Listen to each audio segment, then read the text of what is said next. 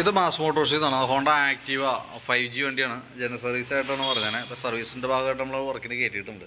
ഇപ്പോൾ ഫസ്റ്റ് നമ്മൾ test drive നടത്തുന്ന സമയത്ത് നമുക്ക് അനുഭവപ്പെട്ട രണ്ട് കംപ്ലയിൻ്റ് ഒന്ന്, ക്ലച്ച് ഭാഗത്തുനിന്ന് നല്ല രീതിയിൽ ജർക്കിങ് സൗണ്ട് ഉണ്ട്, ജർക്കിങ് കാണിക്കുന്നുണ്ട്. വണ്ടി വൈബ്രേഷൻ, നല്ല രീതിയിൽ വൈബ്രേഷൻ കാണിക്കുന്നുണ്ട്. പിന്നെ അത് കൂടാതെ വണ്ടി നമ്മൾ ഓടിക്കുമ്പോൾ റോഡ് ടെസ്റ്റ് നടത്തുന്ന സമയത്ത് ഹാൻഡിലിൻ്റെ ഫോർക്കിന് ചെറിയൊരു അലൈൻമെൻറ്റ് വേരിയേഷൻ കാണിക്കുന്നുണ്ട്. അതിൻ്റെ ഒരു സൈഡ് വലിച്ചിൽ വണ്ടിക്കുണ്ട്. രണ്ട് ടയറും ഫ്രണ്ടും ബാക്കും പുതിയ ടയർ കിടക്കണേ. പക്ഷേ ഫോർക്കിൻ്റെ ഭാഗത്തേക്ക് വരുമ്പോഴത്തേക്കും ചെറിയൊരു അലൈൻമെൻറ്റ് വേരിയേഷൻ വന്നിട്ടുണ്ട്. അതുകൊണ്ട് തന്നെ ശ്രദ്ധിച്ച് കഴിഞ്ഞാൽ മനസ്സിലാവും, വണ്ടി വലതുവശത്തേക്ക് ചെറിയ ഒരു സൈഡ് വലി പോലെ തോന്നണുണ്ട് വണ്ടി ഓടിക്കുമ്പോൾ. തൽക്കാലം അപ്പോൾ അതൊന്നും ചെയ്യേണ്ട. അപ്പോൾ നമ്മൾ സർവീസുമായി ബന്ധപ്പെട്ട വർക്കിന് കയറ്റിയിട്ടുണ്ട്. അപ്പോൾ അതിൻ്റെ എയർ ഫിൽട്ടർ, ക്ലച്ചിൻ്റെ ഭാഗം നമ്മൾ ചെക്ക് ചെയ്യുന്നുണ്ട്. അതേപോലെ തന്നെ ബാക്ക് വീലിൻ്റെ ഭാഗത്ത് നമ്മൾ സ്റ്റാർട്ട് ചെയ്യുകയാണെന്നുണ്ടെങ്കിൽ നമുക്ക് അതിൻ്റെ ഗിയർ ബോക്സിൻ്റെ അവിടുത്തെ ഓയിൽ ലീക്ക് അത്യാവശ്യം തരക്കേടില്ലാത്ത രീതിയിൽ ലീക്കായി തുടങ്ങിയിട്ടുണ്ട്. അതേപോലെ തന്നെ ബ്രേക്ക് ലൈനറും ബ്രേക്കിൻ്റെ കേബിളും കംപ്ലൈൻറ്റാണ്. കാരണം ലൈനർ മാക്സിമം അതിൻ്റെ ഇൻഡിക്കേഷനിൽ കാണണം, മാക്സിമം അഡ്ജസ്റ്റിങ് കഴിഞ്ഞു. അതേപോലെ തന്നെ ബ്രേക്കിൻ്റെ കേബിളും ഔട്ടർ വലിച്ചിട്ട് വന്നിട്ടുണ്ട്. അപ്പോൾ ബ്രേക്ക് ഷൂ, ഗിയർ ബോക്സ് അഴിക്കുമ്പോൾ കൂട്ടത്തിൽ കൂടെ ബ്രേക്ക് ഷൂ മാറണം. അതേപോലെ തന്നെ ബ്രേക്കിൻ്റെ കേബിൾ മാറണം. ഇപ്പോൾ ഗിയർ ബോക്സ് അഴിച്ചില്ലെങ്കിലും ബ്രേക്ക് ലൈനർ തീർന്നു കിടക്കുകയാണ്. ബ്രേക്ക് ലൈനറും കേബിളും എന്തെങ്കിലും മാറണം കേട്ടോ. പിന്നെ അതുകൂടാതെ നമ്മളതിൻ്റെ എയർ ഫിൽറ്ററിൻ്റെ ഭാഗം നമ്മൾ ചെക്ക് ചെയ്യുന്നുണ്ട്. എയർ ഫിൽറ്റർ നോക്കുമ്പോൾ വലിയ പഴക്കമില്ലാത്ത ഫിൽറ്ററാണ്. കമ്പനി ഫിൽറ്ററൊന്നുമല്ല, ഡ്യൂപ്ലിക്കേറ്റാണ് കിടക്കുക. പക്ഷെ എന്നാൽ പോലും വലിയ പഴക്കത്തിലേക്ക് എത്തിയിട്ടില്ല. നമുക്ക് എയർ അടിച്ചൊന്ന് നല്ല രീതിയിൽ ക്ലീൻ ചെയ്ത് നമുക്ക് റീസെറ്റ് ചെയ്യാം. ക്ലച്ചിൻ്റെ ഭാഗത്തു നിന്നാണ് നമുക്ക് ആ സൗണ്ട്, ആ വൈബ്രേഷനൊക്കെ ഉണ്ടാവുന്നതിൻ്റെ ഒരു കാരണം ക്ലച്ച് സൈഡിലാണ്. അപ്പോൾ അത് നമ്മൾ ചെക്ക് ചെയ്യാൻ വേണ്ടി അയച്ചിട്ടുണ്ട്. ക്ലച്ചിനകത്ത് അത്യാവശ്യം നല്ല രീതിയിലുള്ള ഡാമേജുകളുണ്ട്. പറയാൻ കാരണം എന്താ വെച്ചാൽ അതിൻ്റെ ഈ വേരിയേറ്റർ ബോഡി ആണ് അതിൻ്റെ മെയിനായിട്ട് വന്ന കംപ്ലയിൻറ്റ്.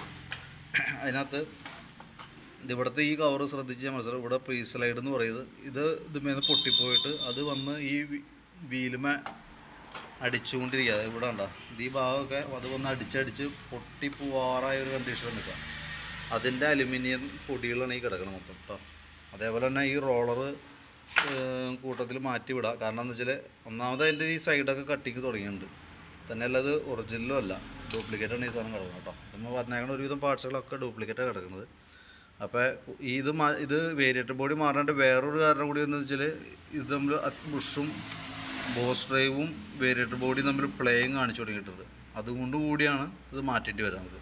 അപ്പോൾ നമുക്ക് ഈ മൂന്ന് സെറ്റും പീസിലായിട്ടടക്കം 4 പീസുകൾ പാർട്സുകളാണ് നമുക്ക് അതുമ്പോൾ മാറ്റേണ്ടി വരാം. ഒന്ന് ഈ അലുമിനിയം ബോഡി, പിന്നെ ഈ റോളർ സെറ്റ്, ഈ ബോസ് ഡ്രൈവ്, ആ പീസിലായിട്ട് എന്ന് പറയുന്നത് ഈ ഒരു യൂണിറ്റ്. അത്രയും ഭാഗം കൂടി മാറ്റിയിട്ട് വേണം അത് റീസെറ്റ് ചെയ്യാനായിട്ട്. പിന്നെ അത് കൂടാണ്ട് ക്ലച്ചിൻ്റെ ഭാഗം ഫുള്ളായിട്ട് നമ്മൾ അഴിച്ച് ഗ്രീസിങ് നടത്തുന്നുണ്ട്. ഇതെൻ്റെ ക്ലച്ച് പുള്ളിയാണ്.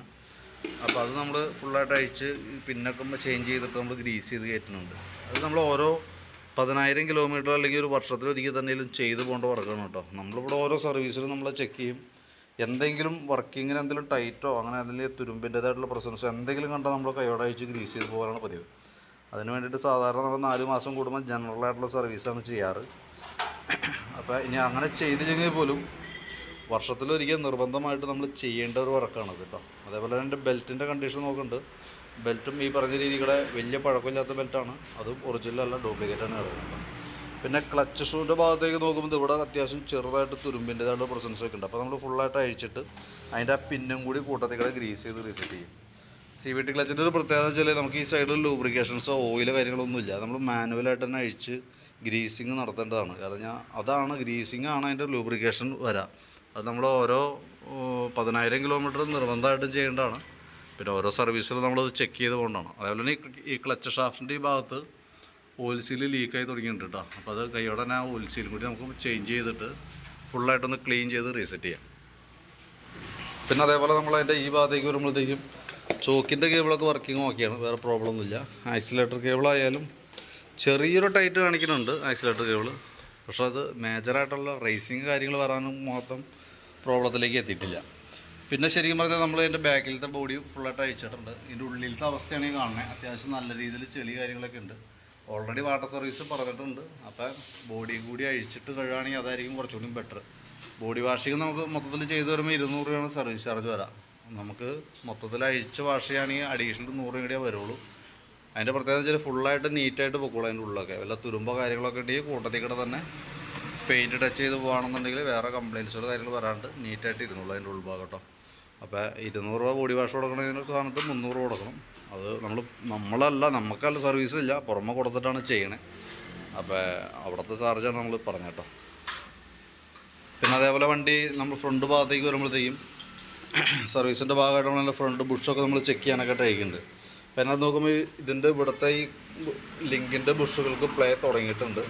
അതും പ്രകാരം നമുക്ക് ചെറിയൊരു സൗണ്ട് കാര്യങ്ങളൊക്കെ ഫ്രണ്ടിൽ നിന്നും വന്നിട്ടുണ്ട്. ഫോർക്കിൻ്റെ കംപ്ലൈൻറ്റ് എന്ന് പറഞ്ഞാൽ ഇതാണ് അതിൻ്റെ ഫ്രണ്ട് ഫോർക്ക് അസംബ്ലി. മെയിനായിട്ട് പറഞ്ഞ ഫോർക്കാണ് ഹാൻഡിൽ ബെയറിങ്. എനിക്ക് തോന്നുന്നു ഫ്രണ്ട് വീലൊക്കെ ചെന്ന് ഒരുവിധം ശക്തമായിട്ട് ചെന്ന് ഇടിച്ചിട്ടുണ്ടെങ്കിൽ തന്നെ ഫോർക്ക് അലൈൻമെൻറ്റ് വെൻറ്റ് വരാനുള്ള സാധ്യത കൂടുതലാണ്. അത് കൃത്യമായിട്ട് നമുക്ക് ആ വണ്ടി ഓടിക്കുമ്പോൾ അറിയണമെന്നുണ്ടെങ്കിൽ ഫ്രണ്ട് ബ്രേക്ക് വലിയ പവറിലല്ല, വെറുതെ ഫ്രണ്ട് ബ്രേക്ക് ഒന്ന് പിടിച്ചു കഴിഞ്ഞാൽ വണ്ടി റൈറ്റ് സൈഡിലേക്ക് തിരിയണ പോലെ നമുക്കൊരു ഫീൽ അത് നമുക്ക് കിട്ടും.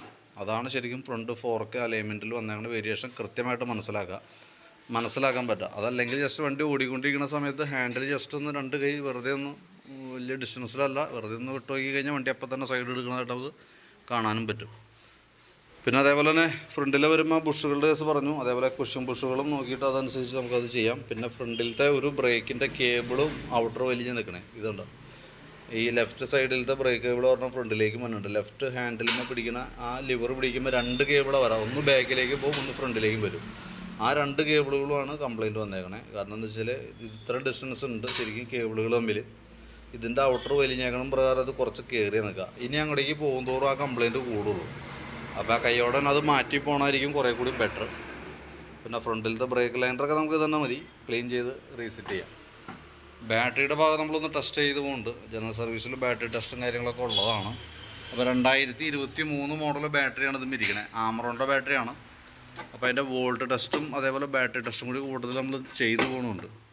വോൾട്ട് ചെക്ക് ചെയ്യുമ്പോൾ 12.83 റേഞ്ചിൽ വോൾട്ട് കാണിക്കുന്നുണ്ട്. അപ്പോൾ നമ്മൾ ബാറ്ററി ടെസ്റ്റ് മോഡിലേക്ക് കൊടുക്കുന്നുണ്ട്. ടെസ്റ്റിലേക്ക് കൊടുക്കുമ്പോൾ ഇതിനകത്ത് ഓൾറെഡി ഓക്കെ ആയിട്ട് തന്നെ കാണിക്കണം കേട്ടോ. 2023 എന്ന് പറയുമ്പോഴത്തേക്ക് സ്വാഭാവികമായിട്ടും വാറണ്ടി പീരീഡുള്ള ബാറ്ററി ആയിരിക്കും. പക്ഷേ എന്നാൽ പോലും നമുക്ക് സർവീസിനകത്ത് ബാറ്ററി ടെസ്റ്റ് കാര്യങ്ങളും കൂടി ഉള്ളത് കൊണ്ട് നമ്മൾ കൂട്ടത്തേക്കിട്ട് അത് ചെയ്തു പോകണമെന്ന് മാത്രം കേട്ടോ. ഇപ്പോൾ വാട്ടർ സർവീസ് ഓപ്പൺ ആയിട്ടാണ് ചെയ്യണമെന്നുണ്ടെങ്കിൽ നമുക്ക് ഇതിൻ്റെ ഉള്ളിലുള്ള ഈ അഴുക്കൊക്കെ ഇതേപോലെ തന്നെ നീറ്റായിട്ട് ക്ലീൻ ചെയ്തെടുക്കാനായിട്ട് സാധിക്കും. പിന്നെ ഈ ഭാഗത്തേക്ക് വരുമ്പോഴത്തേക്ക് നമുക്ക് അതിൻ്റെ സ്പാർക്ക് പ്ലഗ് നമുക്ക് കിടക്കുന്നത് പുതിയ പ്ലഗ് തന്നെയാണ്. അതൊന്ന് ക്ലീൻ ചെയ്തിട്ടാൽ മതി.